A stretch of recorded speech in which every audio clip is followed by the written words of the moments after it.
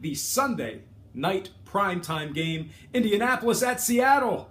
The Colts opened up as the 12.5-point dogs, with the total at an even 41. Since the betting opened up, most of that early money's come in on the Seattle Seahawks to get it done.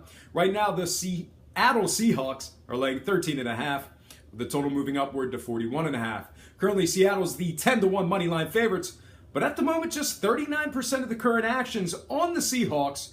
So look for that spread to move back closer to that original opening number. And when it comes to the number, Seattle struggled to cover it. They're a winless 0-3 overall against the points, while failing to cover in their lone home game at CenturyLink. They've also struggled to cover against poor defenses. That's right, they can't cover against teams giving up lots of points. I know that sounds ridiculous. As a matter of fact, this Seahawks team is 0-2 against the number versus teams giving up more than 25 a game.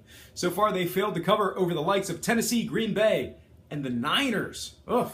They're going up against a Indy team who's not very good, but these guys are indeed 2-1 against the spread so far in the year, and one of those covers came against the Arizona Cardinals. They also have a newfound hope in their new backup quarterback. All told, I really think the case can be made for the Colts and their bettors in this one. But before I go ahead and select a winner, let's go ahead and break down the scoring real quick. And when it comes to the totals, 2 out of Indy's 3 games have actually gone over the posted total. Meanwhile, on the other side, Seattle's 1-1 to the overs in their last 2 games themselves.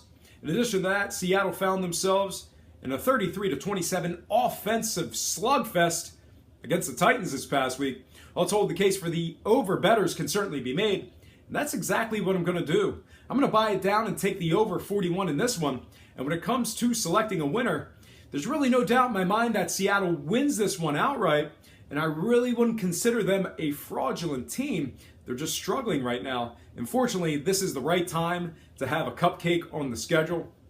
I guess the league threw them a bone here. I think having San Fran in week 2 and Indy in week 4 guaranteed these guys would be at least 500 going into week 5.